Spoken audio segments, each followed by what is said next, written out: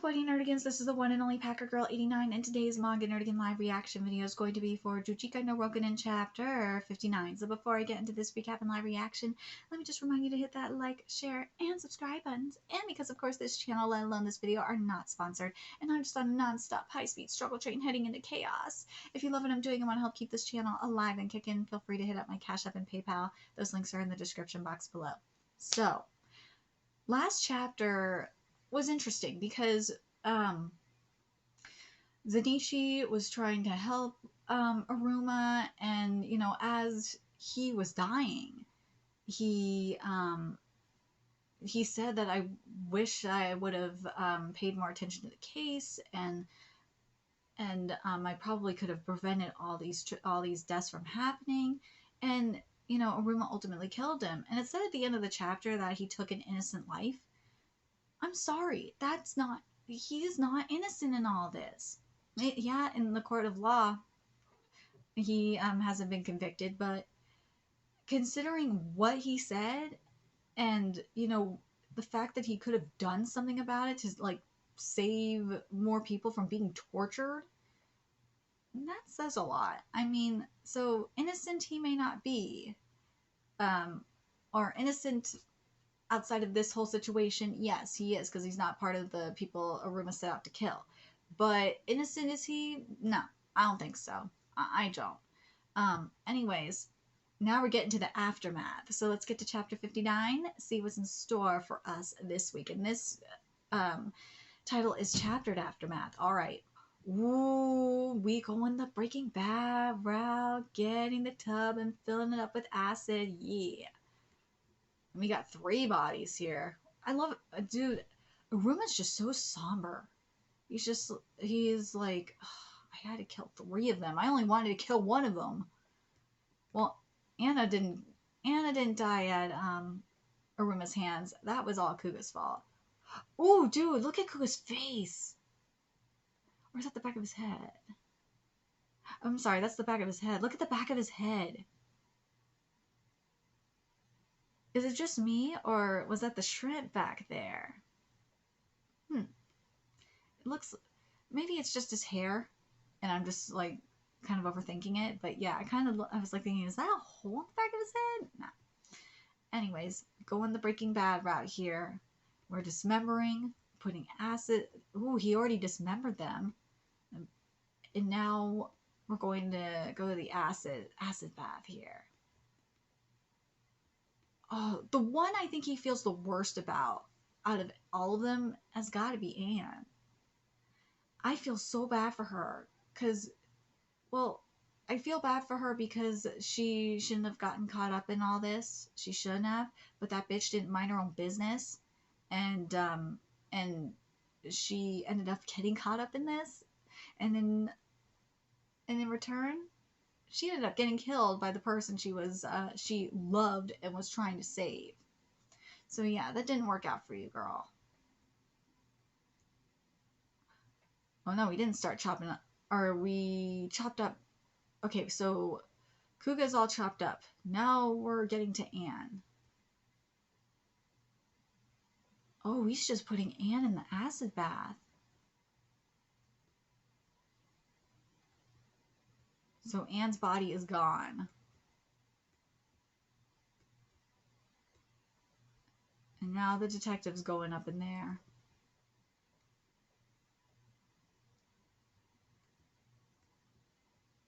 But look at this look on Aruma's face. Like, this has been throughout this chapter. And probably, would you say a little bit of last chapter as well? Nah, more so this chapter than anything else.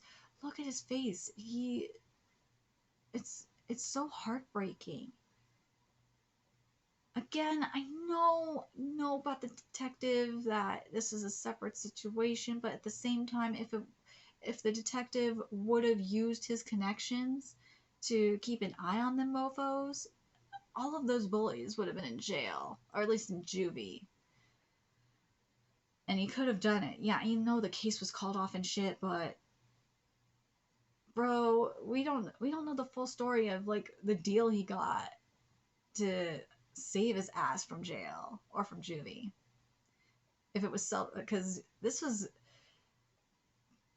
for the first for the first three, it was definitely not. Well, for what do you say for all of them? And minus this one, it wasn't really self defense. Like Kuga, or in the case of Kuga, Aruma could have claimed, self defense. But I think Aruma's feeling like this because he got other people caught up in this when he wasn't set out to kill anyone other than the main people that did the killing, the main five that were doing the killing. But I'm just thinking about Anne, and Anne enabled this. She did. She could have said something. She could have gone to the authorities. But because this is not like a situation like with Karen, where with Karen, she was locked up. She was in prison. She couldn't get out as much as she wanted to try. She tried. But I feel like a part of her still wasn't letting go of that love until, Aruma came and gave her the reality check and also saved her. But she also wanted to commit suicide by the end of this. And you gotta wonder if Anne would have survived, like barely survived. Do you think that Anne would mourn for Kuga, considering what he was planning to do, and considering the fact that he did not love her? Because with Karen, Karen was just like, fuck you, man. You said you don't love me? Screw you. But poor Roma. He didn't want it to be like this. And there they go, up in acid.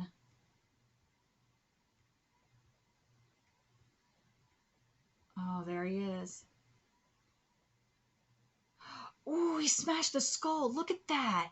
And I love the imagery next to this, where you have the actual face being smashed too. This is really, really beautiful imagery. Oh my god, it is. Oh gosh. This is so heartbreaking. I feel so bad for Aruma. And you know what it also kind of makes me think of? And this is as, Aruma is destroying Anzai's skull. It really is making me think of Tower of God in a way, because White, was innocent. All he wanted to do was please his father, but then, he was killing. He did all this killing, and his father still didn't give a fuck. But here's my point. He became corrupted and became completely different, like completely, well, he wasn't really human to begin with, but you know what I mean. And that's what I feel like is going on with Aruma as he's smashing Anzai's skull, is that his innocence is going. Ooh, God, look at this. Ooh, he's smashing that skull good. Dude, look how angry he looks.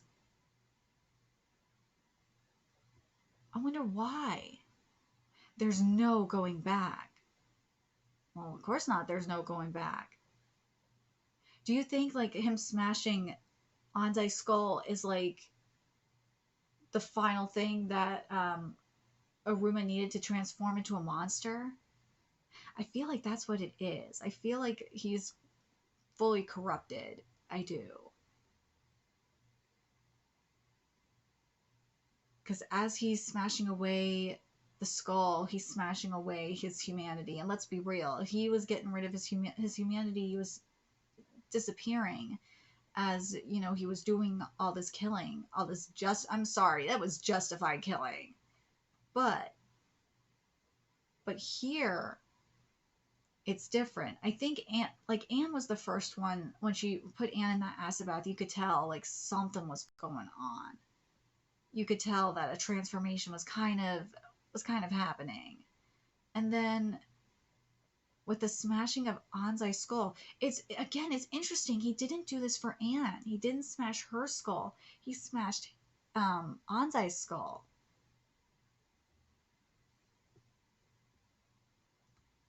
But look at that. I feel like that's what it is. I feel like he's smashing away his humanity, because look at the look in his in the face as he's doing this, in Aruma's face as he's finishing this up. It looks like he's become a beast, a monster. And that's heartbreaking. Look at, and that background really is giving that to me too. I'm really curious what you guys think, especially with that final thud with the black. And then there's no going back. I think he's crossed that line. I think he's become that monster. Kind of like, again, like White, where White, after a certain amount of kills, and also he realized he did it for nothing, he felt completely corrupted. And now Bam is corrupted too because of White baiting him. But I'm really curious what you guys think. Do you guys think Aruma's soul is completely corrupted now? Do you think he's like fully become a monster? And do you think it's because of Anne and Anzai that he's become like this? Because Anne, you know what? Anne, I will say, is completely innocent in all this, and he didn't even kill Anne. He didn't. Maybe that's why he didn't smash the skull for Anne, because he was the one that didn't kill her. But he's still depressed because he felt like he could have saved her from all of this. I don't know how she got out of them ropes, but I'm really curious what you guys think. Do you guys think that Aruma has fully crossed that line? Kind of like, I gotta point out Garo too in One Punch Man. Kind of like with Garo as well in One Punch Man. That's what it really has given me. That he needs to he needs to destroy evil and justice. And once he had this realization and this epiphany that he wanted to do that, of what he wanted to do in terms of being a monster, and that's when Garo transformed into a monster. I feel like that's what's happening here. We're not seeing like all of Aruma's thoughts, which I actually think is really powerful about this. I do. I think it's very powerful. But I'm really curious what you guys think. Do you guys think that smashing Anzai's skull like this is smashing the rest of Aruma's humanity, and he's truly become a monster? Very curious what you guys think. Let me know your thoughts in the comment section below, and remember to like, comment, share, and subscribe to Nerdigans Inc. If you love what I'm doing and want to help keep this channel alive and kicking so I can keep bringing you more Juujika and Rokunin content, there's a few ways you could do that. Donate to my Cash App, PayPal, Patreon, purchase something off my Amazon wishlist. All that's in the description box below. Also, make sure you follow me on Twitter, Twitch, Discord, friend me on PlayStation Network. That's in the description box below as well. Till next time, Nerdigans, I will be seeing you later. Bye.